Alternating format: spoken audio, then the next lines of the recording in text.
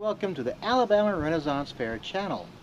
Last week we asked all of our wonderful fans to send in something for the children. And this week we got a great story. Now I asked, this is Mandy, she's a little pixie, to help out. Now there's a reason why I asked Mandy to help out. Because I have a little bucket of pennies and she likes to sit on it and guard the gold. Since she's a little pixie, she gets really crabby if you get next to it. So this story has something slightly similar to that. It's going to be read by Dozer, and it's called Jack and the Beanstalk.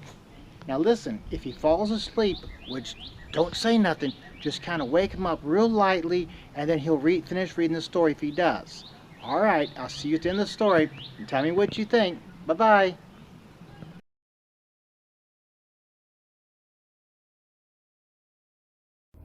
Well, good evening, boys and girls. How are you today? My name is Dozer, and I thought that I would read you a bedtime story. Yeah, I like bedtime stories. I hope you do too. But I want to ask you that if I ever fall asleep while I'm reading it, you need to wake me up, okay? Can you do that? 'Cause sometimes people say that I fall asleep.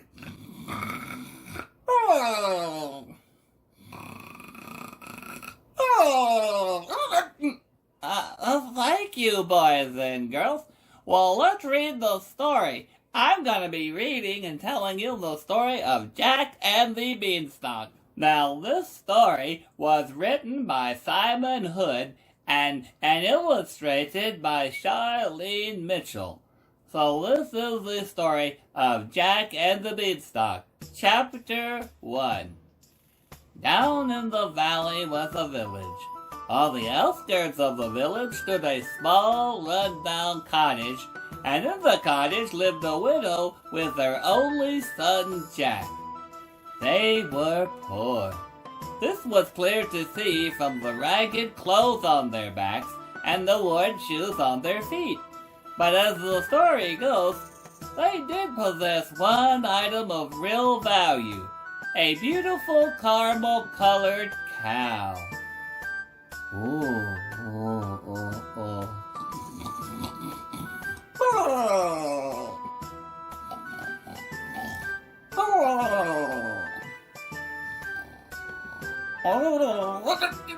Jack woke up every morning. He milked the cow, poured the milk into a jug, and set off to the dairy. The milk was only worth a few pennies, but Jack didn't mind. He happily accepted the pennies from the dairy farmer, bought a few potatoes from the market, and returned home. Jack did this every day. The milk from the cow was just enough to help Jack and his mother get by. One year, a terribly harsh winter hit the village. Great howling winds blew and the snow lay in huge drifts. Never before seen.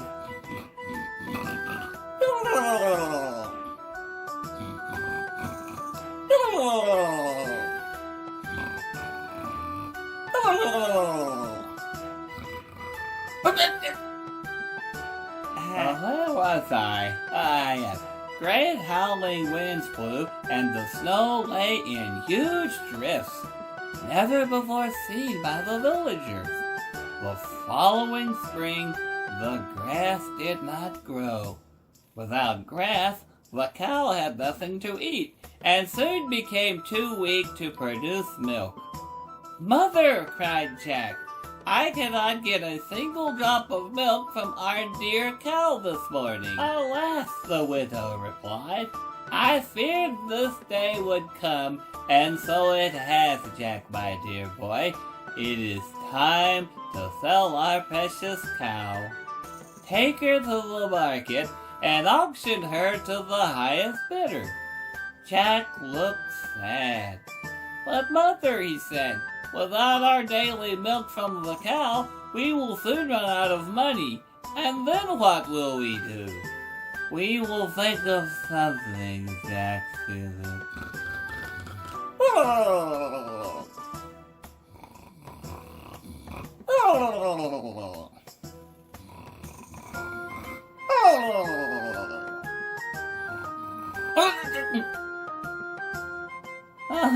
Thank you. Where was that? We will think of something, she replied. Chapter 2. Jack set off down to the village with the cow. Before he reached the market, he came across a friendly butcher. The butcher wore a blue and white striped apron, a straw hat, and carried a small green drawstring bag. The butcher approached Jack. "What a fine cow you have there," he said, patting the cow firmly. "I'm selling her," replied Jack. "Are you in this?"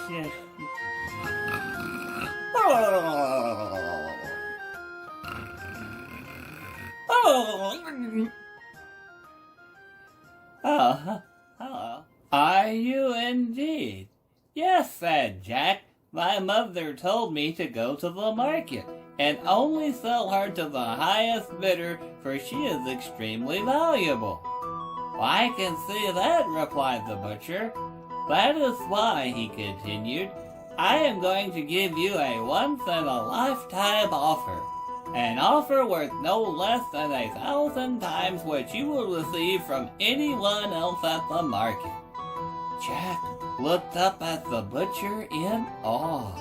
"What is this offer?" asked Jack. "Magic beans," said the butcher, stepping forward and opening the little green pouch. Jack peered inside. "3 beans," he snorted. "3 magic beans," replied the butcher, "that will most certainly change you and your dear mother's life for the better." Jack reflected for a moment. 1,000 times more valuable, he thought to himself, and something that will help my mother. "Very well," Jack said. He exchanged the currency.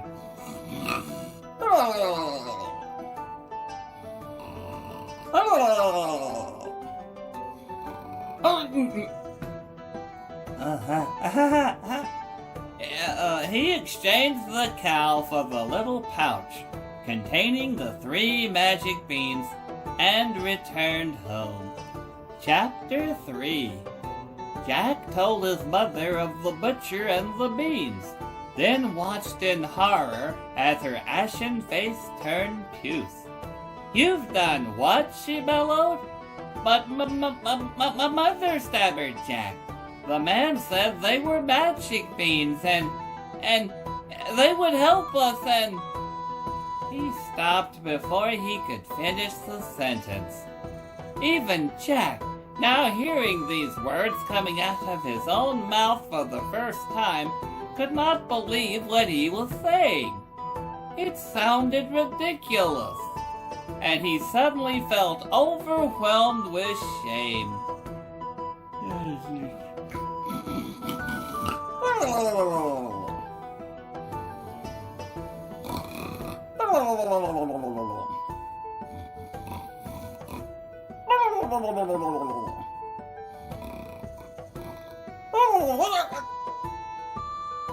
Thank you.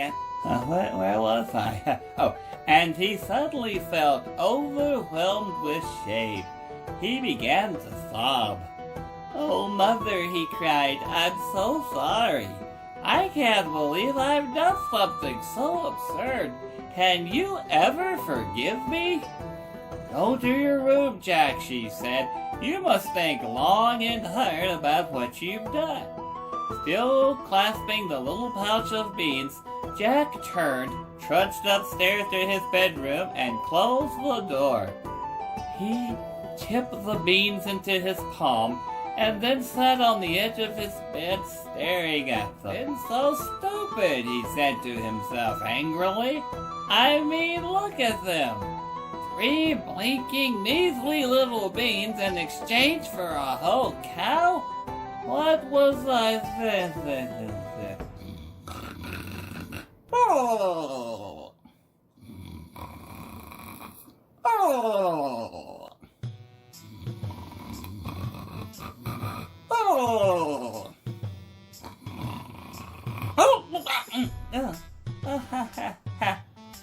In a fit of rage, he clenched his fist and tossed the beans out the window, then curled up on the bed and fell into a deep sleep. When Jack awoke, it was morning. This particular morning was bright and sunny, which was strange because the sun did not stream through Jack's window. Oh. Oh. Which was strange because the sun did not stream through Jack's bedroom window as it usually did. On this particular morning, his room remained dark. Jack ran to the window. What met his stare took his breath away. A gigantic beanstalk rose like 10 mighty oaks high into the sky. They were magic beans, Jack exclaimed. Perhaps they do hold the great riches that the butcher speaks of. That was it. Without a second thought, Jack jumped out of his bedroom window and onto the giant beanstalk. Great leafy vines snaked around like ladders, making it ever so easy for Jack to scale the skyscraping stalk. He began to climb, higher and higher and higher, not stopping for a moment to look down.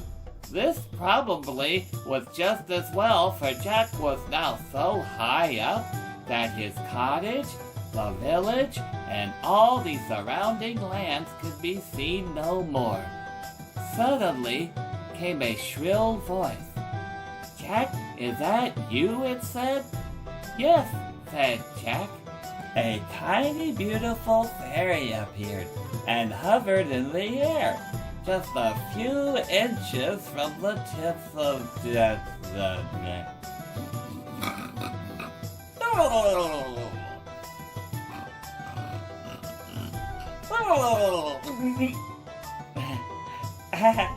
Just a few inches from the tip of Jack's nose.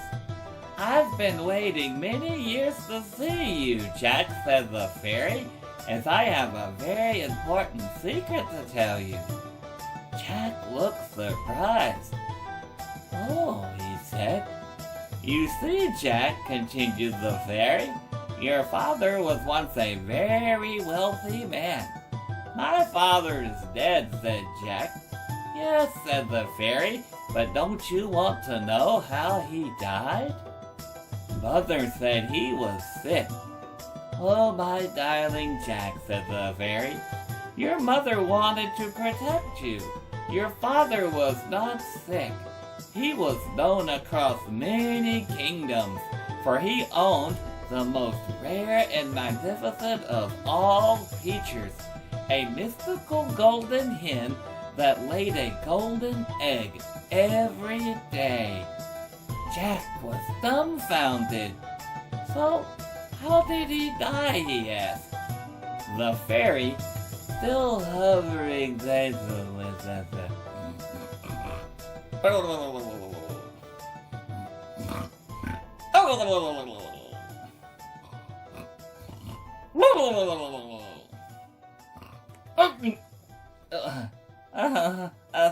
you." The fairy, still hovering daintily in front of him, raised her arm and pointed into the distance. "See that castle? Well, in that castle lives a giant, and it is this beastly tyrant that ate your father and stole the golden hen. You must avenge him, Jack, and take back what is rightfully yours." But before Jack could reply, she vanished. Jack took a moment to gather himself, then set off toward the castle, and, before long, the colossal structure towered before him. Jack had never seen a building so big. The steps leading up to the front door were taller than he was. The front door itself was as big as a mighty oak, and astride the door, staring menacingly back at him, stood the statues of two gigantic lions. Jack took a deep breath. Then, without further ado, he lay flat on the ground and rolled on the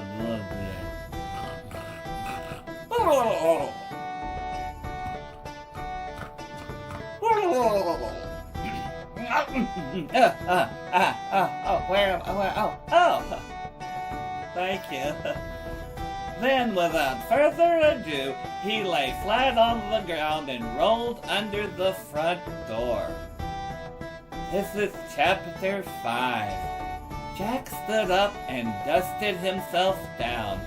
He looked around slowly, trying to take in the enormity of his surroundings. Huge, intricately carved wooden doors lined the hallway in front of him, and a rug, the length of a dozen London buses, lay upon the cold stone floor. It was quite something to behold. All of a sudden, the ground began to tremor, followed by the sound of almighty footsteps. Thud, thud, thud. Suddenly, a door crashed of this.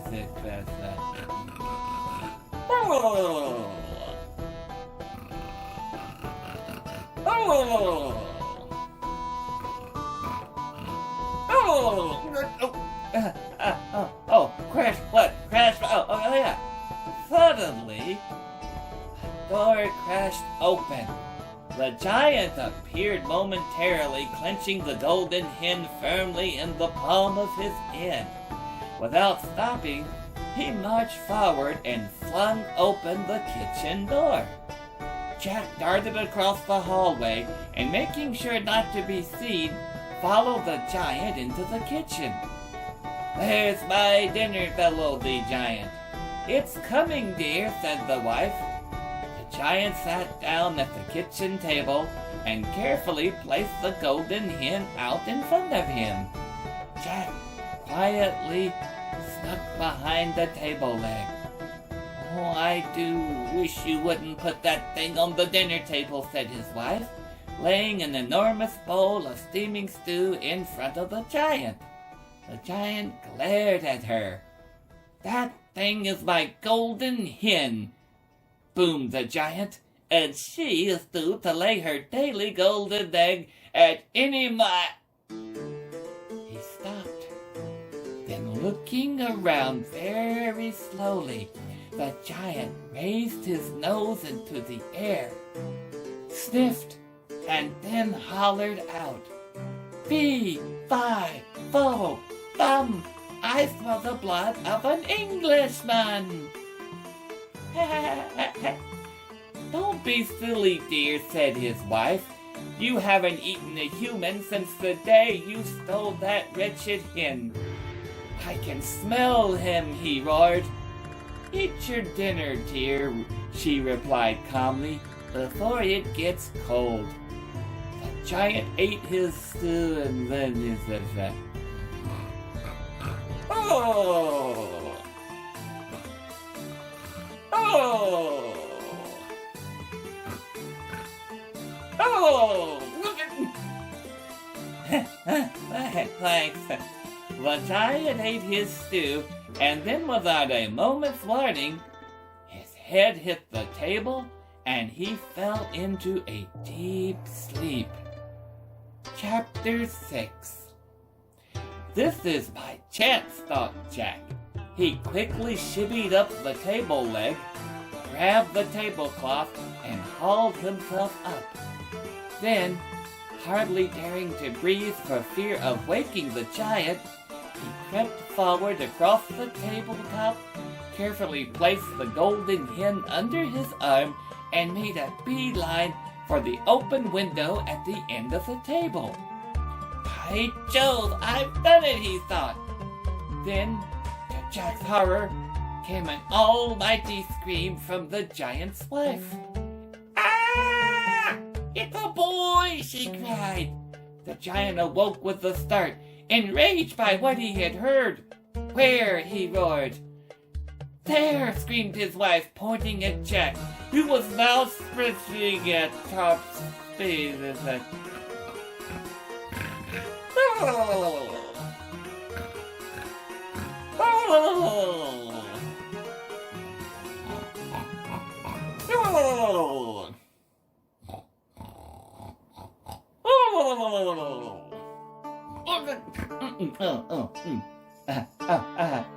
He was now sprinting at top speed toward the window, and he had your golden hen. The giant made a lunge for Jack, but it was too late. Jack escaped through the open window and made it back down the beanstalk to safety. Jack cut down the magical beanstalk, and neither the giant nor his wife were ever seen again. And true to the fairy's word, the hen laid one golden egg each day. Before long, Jack and his mother had enough money to buy a new cow, and I am pleased to say that from that day forward, they lived a long, happy, and prosperous life together. The end. I hope you enjoyed that story, boys and girls. I know I did. Well, maybe we'll read some more at another time. Bye.